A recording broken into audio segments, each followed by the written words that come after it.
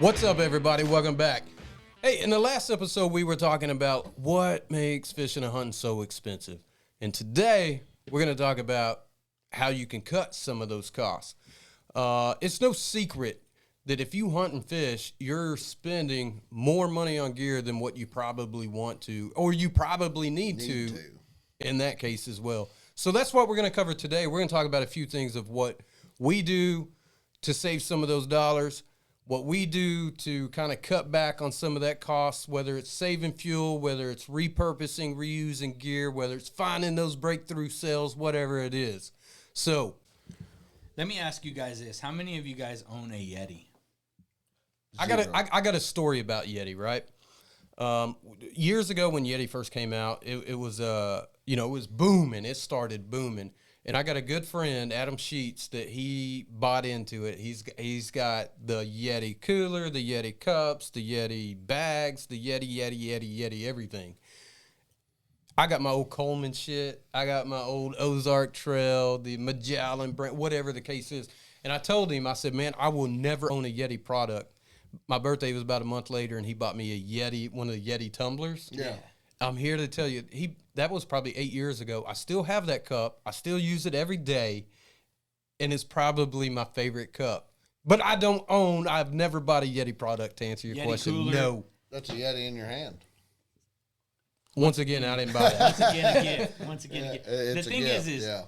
you don't need to have a Yeti cooler to keep ice cold and all that Yeah. stuff. You know, a regular styrofoam cooler will work. Igloo, I have igloos. You know, I have some of the Walmart brand ones and stuff. And yeah, even some of those are over-engineered, you know. But I mean, the thing is that I refuse to spend that money in that area. I know it's gonna go to waste for me. I'm not gonna keep anything in ice for 7 days. I'm not gonna, try to keep something cool that long. It's going to go to waste. For some people, they need that, but for most, they don't. Correct. So that's one way you can do is you find a brand that, works similar or the same and just, don't fall for the gimmick of, I got to have this brand because this brand promises this. The ice chest is one of them. I'm telling you right now, for one, a Yeti is a two-man carry. I don't care how small it is. And You ain't lying. And then now go ahead and fill it up with something, and you're going to have to find a gang of friends to help you load that in the back of the truck. Well, we're not bashing Yeti. We're just saying if you want to cut costs, don't buy the Yeti cooler. Now, I will say, I have a buddy of mine that religiously goes to Colorado every year. Goes to Colorado, and he shoots 1 or 2 cows, or he might shoot a bull and a cow, but him and his wife go every year, and they shoot 2 elk religiously and come back. He has the big-ass Yeti the size of this table, right? Driving from Colorado back here, yeah, I can see maybe putting a little more money into a cooler to keep your ice colder just a little bit longer because it's such a long trek, right?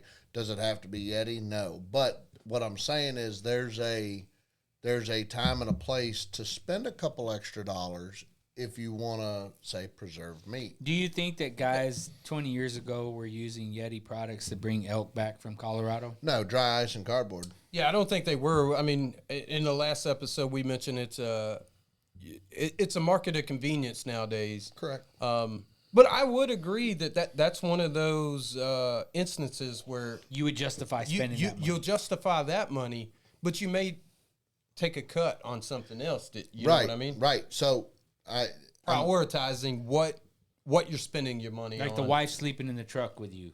right. Well, I Instead of spending it think on he a hauls. hotel. Think he hauls his fifth wheel up there, Okay, but yeah. So what are some of the things you guys do to cut costs for your fishing and hunting activities? I've started buying a little cheaper broadheads for my bow, right? Just on the grounds that I don't need to spend $50,000. No, I'm sorry, I don't need to spend $50 on 3 broadheads just because they're surgical. $50 for 3 broadheads is actually pretty good. I understand that, Yeah, but I can spend $30 on a pack of muzzies. Okay. And yeah, it's a little smaller diameter. Yep. Practice more, shoot a few more arrows. I agree, and this is I say I agree, but I'm a guy that will spend a little more money on broadheads because that part is important to me. So right? what part of bow hunting, because we're talking about broadheads on bows, right? Yeah. What part of bow hunting do you cut costs on? My broadheads. Your broadheads. What about you? My bow, and that sounds crazy. No, right? it does not. Because That sounds crazy. No, it does not. Because I hunted with a High Country Royal Hunter until 4 years ago, and that bow came out before I was born. Right, and guess what? I can still kill more shit with that bow than or just as much shit with that bow as somebody does with a 2026 Matthews Arc. That's what I was gonna say. I shoot a 2017 Bowtech Carbon Icon. It's not a it's a mid grade bow. It's nothing crazy. It's nothing fancy. But it like you said, it gets the job done. Does it shoot straight?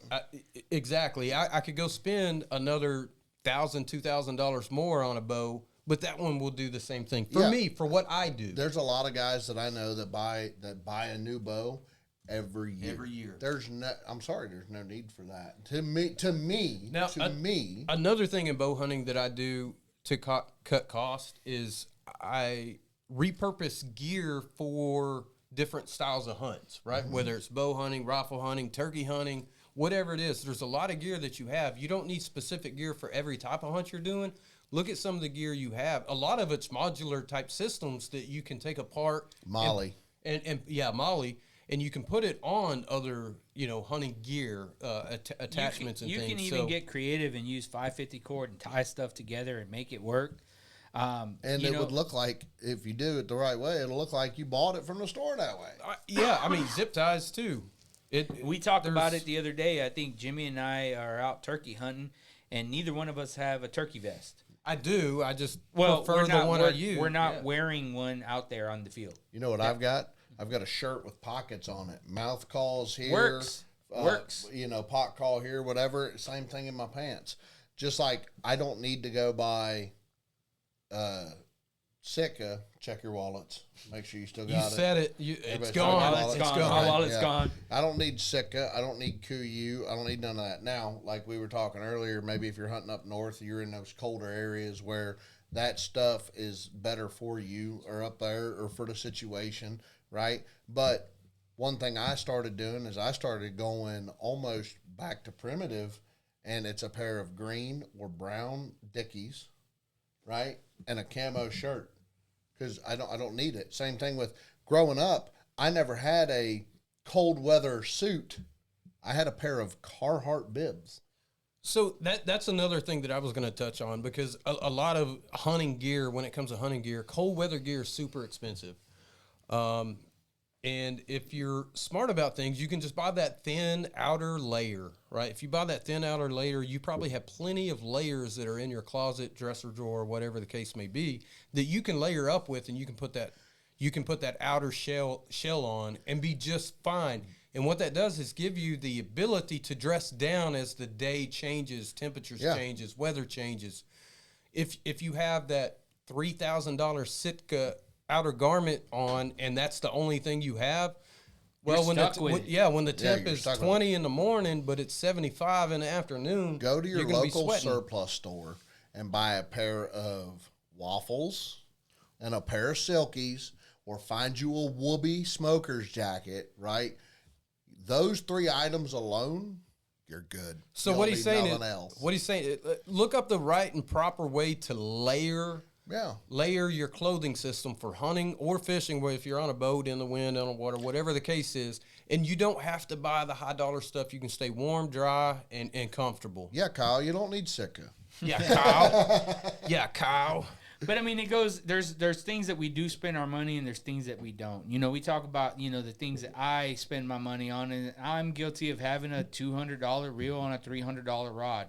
Why? Right? Yeah, well, why? Somewhere down the line, somebody talked me into it, and I wanted to find out what it felt like to use that, and I did, and I saw the difference, and I said, okay, this is my specialty rod and reel combo, right? Whatever. But I'm not the guy who's out there spending, $85, $100 on TSS. But so I spend on certain things, and I cut and concede to not spending on others. When you use those expensive pieces of gear, do you feel a quality difference? Yeah, I do. I feel like it just feels better in my hands. It feels better casting out. I get smoother, the drag, all the mechanics in a expensive reel feel a little bit better. the magnetic brake and all the different adjustments I can do. I can fine tune it and get further casts. I can actually tune it better when I'm, changing, baits and lures and weights and all that stuff. When you use that rod and reel combo, do you feel like you can catch more fish? I actually do, and let me tell you why. I have a specific. Yeah, it's crazy. I have a specific. Sick of guys. No, so this rod, it's a Leviathan rod, super sensitive. I kind of feel like I don't miss as many bites. Okay. It's super sensitive. With that sensitive reel, with that sensitive rod, I feel a little bit more reactive, and therefore especially saltwater fishing, which I use the same rod and reel combo, saltwater and freshwater. Just take care of your stuff, clean it off, and, make sure you're doing good services on your stuff, and it'll last you. But it's just one of those things that I've gained a keener sense of, like, this rod feels more sensitive to the bite, Which is also really cool. But I'm still responsible for the hook set. I'm still responsible for the reeling in. I'm still responsible for adjusting my drag. I'm still responsible for doing all that, because I don't care what kind of rod, tackle, terminal tackle, line. You got to have the equation, the full equation, to get that, that boat. Same thing with guns. Boat. Same thing with guns. Same thing with bows. Yeah, I think we all probably have expensive, overpriced gear. We all have. I don't have a bow right now because I don't want to spend that money, because I feel like it's just, I have a crossbow. That crossbow can do what I need to do during bow season. Call me what you want, say what you want, bash me for whatever, but I can still bow hunt. And I'm not spending the money I would spend if I went and bought a flagship bow, or even not a flagship bow. But it gets me out there, and I can still enjoy it. And those are ways you can cut costs. A crossbow isn't going to be as much as a mid-range bow. You can get a $300 crossbow. 500 feet per second, and you can go out there and kill deer. Yep. There's nothing wrong with buying high-quality, expensive gear. There's not. No, not at all. I think we all have it. But with the price of everything going up, there's options. There's options, and when you do go to buy that high-priced, expensive gear, look for the right time to buy it. Don't buy it at peak season, right? Look at the off seasons. So you were talking about earlier what you do to cut costs, right? And the bows or the broadheads and stuff, and you were talking about getting them cheaper, different brands. Personally, I wait until they're on clearance. That's what I was going to say. I go shop in clearance sections religiously. Not only do you go shopping, but we go shopping also. So what do we do when we find a sale? We tell each other about it immediately, right? Unless it's women's pants. Well, that's then me. We just let Ben know. Let Ben know. Another way I cut costs, guys. The secret's out.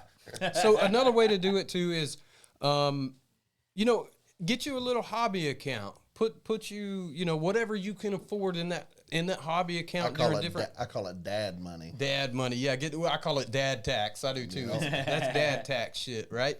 So get your little dad tax account, and prioritize what you want and start saving up for that, and buy it during the off season on sale, or use Facebook Marketplace. What you got, Ace? Is Craigslist still around? I'm thinking about that account, and wife be like, "What money? What money?" just like Debo Friday. Yeah. What money? I tell you what, if there's a workaround on that, I had to work the workaround on that. If the wife don't want you to get another account, just spend the money out of your account, and then she's going to be like, "No, go ahead, set that other shit up. Put a couple dollars a month in there, and you can use that." I change my gun safe code religiously. But there's a million different ways that you can cut costs. Just figure out and prioritize what's important to you, and make a gear list of wants versus needs. Wants versus needs. Go for the needs before the wants, and start checking them off from there. At the end of the day, you don't have to spend a lot of money to get out in the woods. You don't have to spend a lot of money to get on the water. I mean, back in the day, you could get out. Grandpa wasn't going out there with $1,200 glass and TSS rounds when he was turkey hunting. He wasn't out there with $500 combos fishing. They got it done with less. You can get it done with less. Figure out what works for you. Figure out where you can mitigate your costs. And maybe that's how you can do it. Just don't be guilty to all the marketing and everything that's out there, because you're going to end up spending your money just like we do. The only thing that I got to say, and I think we can all agree on, is that I will spend money on, and that's quality footwear. Quality footwear. 100%. That's important to me. That's one of my priorities. I think that should be your biggest investment, because whether you're fishing or hunting, you're on your feet, and you're on your feet for the longest part of the day. And that's really going to be, if it's cold, guys, and my feet get cold, I'm done. That's what I was going to say. What is the first thing that kills a deer hunt or a hunt in the winter?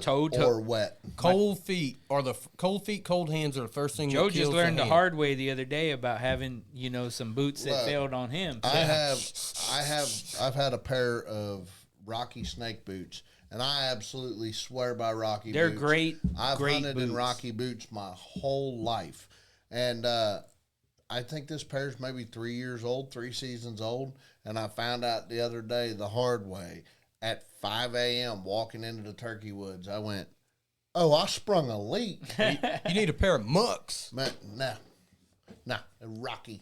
Mucks. Yeah. I wear Rocky snake boots. It's too. like Ford and Chevy, right? Yeah. Yeah. Yeah. But So what are some of the ways you guys cut? Like, I mean, put yourself into right now, like, oh man, there's this piece of gear that I need. What are you doing to one, either be able to afford that piece of gear, or two, save for it, save $1 getting it? it really depends on you. So this year I need a new rangefinder. Right? I do. I need a new rangefinder. So I'm kind of but the way I look at it is, okay, do I need that rangefinder that goes out to 4,000 yards? No.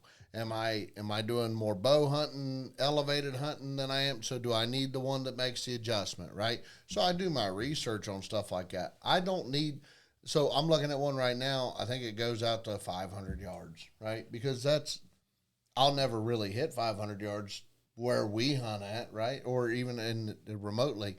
But I'd like to have it because I still do have dreams and aspirations to go out west somewhere or do something crazy. But so to save money or to save up for that, I sell crack on the side. Right. Other than, my actual normal job.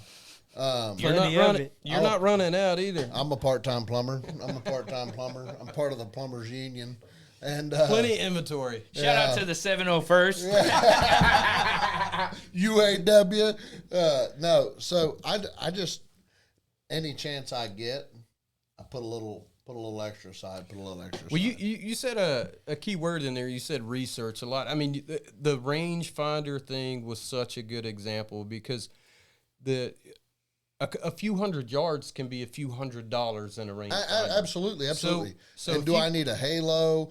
Do I need a Swarovski? Like, do I give a shit how clear my picture is when I'm doing that? Like, it's certain things in that, the rangefinder as a whole, right, that I need to figure out what are my needs. Right. That's exactly what you said, is you're prioritizing based off your hunting area, where you're hunting at, and your hunting style, the way you're hunting and what you're hunting. You know what I mean? So that's what we're saying. When you want to save dollars, start nitpicking those small details like that, and you can figure out what you actually need, versus what you actually want. And then when I finally pick the one that I want, I'm going to go to Amazon and one day ship that something. There you go.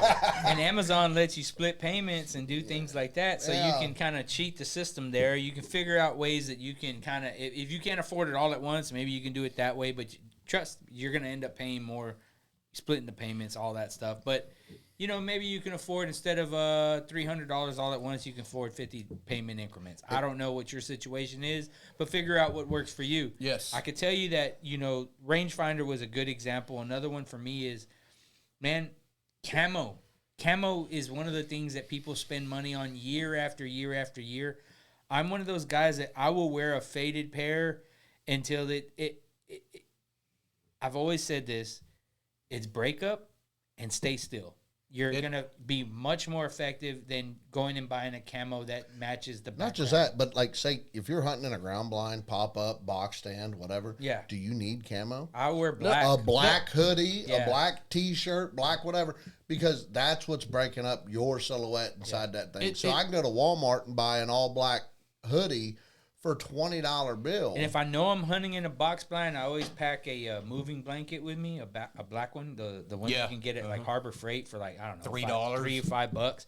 I always pack one of those, roll it up real tight, keep it in my bag, and tack that up behind me, and that's my backdrop. I have a whoopee. Yeah, Woodley works, all that stuff. When it comes to hunting, this is me personal. This is me saying this personally.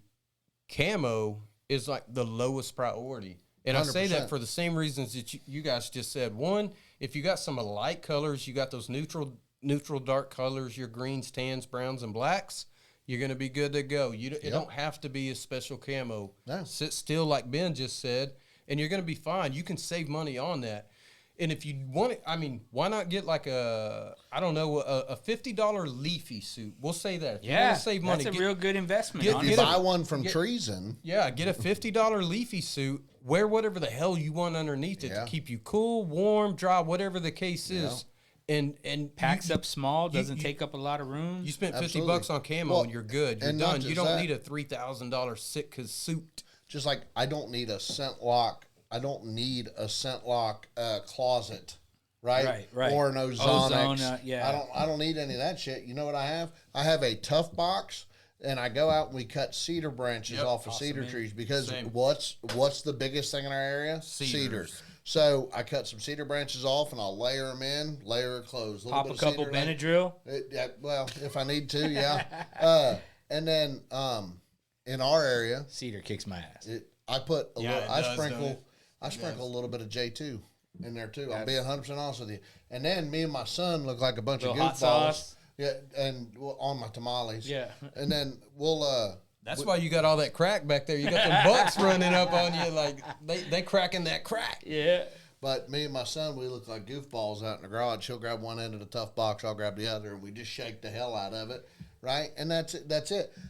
I don't need to go buy the carbon clothes wash. I don't need. I mean, I will admit I do have a thing of it. Scentless Right, soap. and yeah. I'll wash my clothes at the end of a hunting season. But most of the time, unless they're covered in blood or Tell you whatever, what I do need to invest in is something to get rid of these chiggers. Oh, man. dude, you're done with the chick. So Thermacell, buy Thermacell. Though. Thermacell. Thermacell, Listen, buy Thermacell. don't, and you know itching what? as we speak. Don't skimp on the damn Thermacell either, because that is a lifesaver. The mosquitoes have been so bad turkey hunting Oh lately. my God, Dude, as soon as I sit down, it's like, damn. I still got mosquito bites on top of my takes hand. Exactly. That's why I was looking at my hands when you said it. My hands were so bit up they swelled. Dude, So the mosquitoes don't fuck with me, but the chiggers will. And sometimes we're standing in the same spot, and he's bit up by chiggers, and I'm not. I just got a few this past week, and alcohol. I got to get rid of them. Alcohol. Here, yeah, It just stop- rubbing alcohol. So take on rubbing alcohol and put it, dab it on there, whatever, and it'll stop it. Here, You know here's what a, works for me? Huh. Vicks Vapor Rub mixed with salt. Okay, but now hold on. Not to be that guy. Yeah. But Vicks Vapor Rub is very prominent in your ethnicity. Is that or is that not the catch-all? Vicks Vapor Rub and Come on, Windex, dude. I believe. It's Greeks. Dude, that fixes everything. Yes, it does. Along with the sana, culito de There rala. you go. Stop That's playing with it, me, dude. dog. Come on, dog. That's what I mean. Sam, you were right. You were right. Curando con el huevo, dude.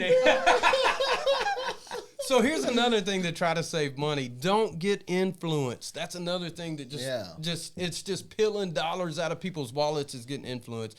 There's some cool ass videos about some pretty cool products out there, but once again, they don't always make you. They might help you be successful, but they will not make you. There's nothing out there that will make you successful. Now, guys, we're saying all this because none of us are sponsored, but we are looking for sponsors. So if you're paying attention to this podcast and you want to sponsor the Cast and Blast podcast, we're welcome to trying out your products, doing a promo, and maybe we can influence somebody into spending money on your product. And then we'll tell them that you will be successful if you buy this. Absolutely. If you don't buy it, you will not be But successful. think about it, guys. Honestly, I mean, who else is talking about it from an unbiased perspective? I mean, nobody's influenced us to say a certain thing. We're just telling you, keeping it real and keeping it raw. This is just who we are. We're going to be honest with you, whether we're sponsored or not, because anything that we have said or tried, we're actually putting that to the test. I don't think any of our characters would be compromised by somebody who wanted to sponsor us and would be like, this is the best thing. Nah, man, we're going to tell them the truth and be like, we have had some products that have talk to us. And we'll leave it at that. Yeah. If it ain't working for us, we don't want to be selling it to you. Right. So let's before I know we're about to sign off, but let's run through a quick list of ways you can really save money. I say Jimmy hit the nail on the head. Off season, man. If you're waiting for a certain camo, you're waiting for a certain layer. Clearance. Wait for clearance. Wait for it to be off season. You're gonna find it. They're dumping that stuff. Wait for that. I buy a shitload of tackle in off season when they have that sale, and they just go in. I go in there and load up, and you know what? I'm not only just loading up for me. I'm loading up for my friends and my buddies. Jimmy said, "Tell your friends, tell them they're all shopping for clearance." I'll load up, and sometimes I'm at the whatever, and I do these. I see kids out there fishing or whatever. I hook them up, and I just do it that way. If I can find it cheap, I buy it when it's on clearance. I'm a guilty guy of going through the clearance aisle. I love the clearance aisles too. I'll give a couple real quick, then I'll turn it over to Joe and we'll wrap it up. But one, I'm going to say hunt public land. Don't buy a lease if you can't afford a lease. Hunt public land. That's money. 2, process your own game meat. Don't take it to the processor if you can't afford it. I mean, if you can do it, I'm just saying there's ways you can get around it. Joe's going to have a rebuttal for that. Oh, yeah. Well, Joe's a processor, so. I take offense to that. Yeah. Take it to the processor. And like we said, look for those deals. And Joe, who processes your meat? I do. At my processing shop. Yeah. Yeah, look for those deals. Tell your buddies about it, and don't pretend that it's secretive. And repurpose gear. That's probably one of the biggest things is repurposing gear. Absolutely. First and foremost, we're the cheapest processor around. There you go. If you do got to take it to the processor, take it where to do we Joe. take it, Joe? VJNP Wild Game Processing in Kempner, Texas, There right? you go. Hey, $120 basic processing. You can't beat that. Or you can cut it anywhere up and else. save $120. Best damn sausage I've tasted. That's for Hey, sure. telling you, that shit, you put it on top of your head, you tongue beat your brains out to get to it. Other than that, I mean, you want to save money. Like I said, Walmart's your best friend, right? You don't have to have Sika. You don't have to have Kuya. You don't have to have Scentlock. You can wear a pair of Dickies and a camouflage shirt, and it's going to cost you $40, and you're in the woods. Go to your local surplus, learn how to layer up. You don't need to have all the cold weather stuff. And if you don't need the super expensive hypodermics or whatever, buy cheap broadheads. I mean, as long as you're practicing and you're putting your shot placement, wow. You sound like me now. I'm having a stroke. You sound like me. Yeah, your shot placement is where you need it to be. I mean, you're going to kill that animal. Do your research. Product research on everything. Find different prices, price points, whatever works for you. Watch YouTube reviews. Yeah, yeah. And if you really need the extra cash to get going, sell crack. Like Joe does. What do y'all do? Let us know in the comments. What do you do? There's a million different things that we have on our mind. We only got so much time that we can say how much money you can spend or how to spend it. Let us know in the comments how you save dollars before you go out on a hunting or fishing trip. And I tell you what, guys, since we're talking about it, maybe we can show you. We'll actually go out and we'll get some gear, go out on a fishing trip, and we'll show you how we save dollars. We'll prove to you that this didn't cost us a fortune to get out there on the water, have a good time. We'll film it, we'll put it out on YouTube, and we'll show you this is what we used, this is how we got on the water, and this is the luck we had. Yep. Guys, I'm going to tell you right now, you guys got to remember that no matter how good of a gear you have, how good of a hunter, how good of an angler you are, sometimes it's up to Mother Nature and luck.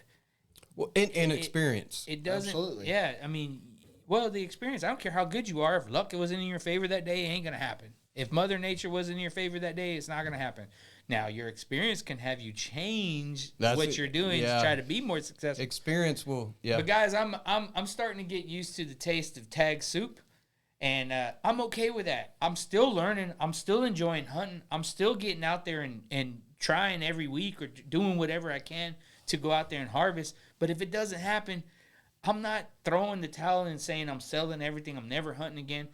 I'm just going to go out there again next season, and I'm going to take what I learned from last season. I'm going to try to make it better next season. That's not what he told me before this. Ben. He said he's done. I hope you guys are doing the same thing. Get out there, fish, go out there, hunt, go out there until you're blue in the face. Take someone with you, and we'll get out there and we'll try to show you how it's done. Ben, there's other ways to diet.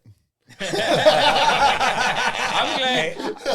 Hey, I got a good closeout for y'all. I'll say it like this. I want to say this. In the last 2 episodes, I had a lot of comments between you guys. What's expensive? What not to spend your money on, etc. But hunt within your means. Let's get out there. Come on. Yep. Go. Say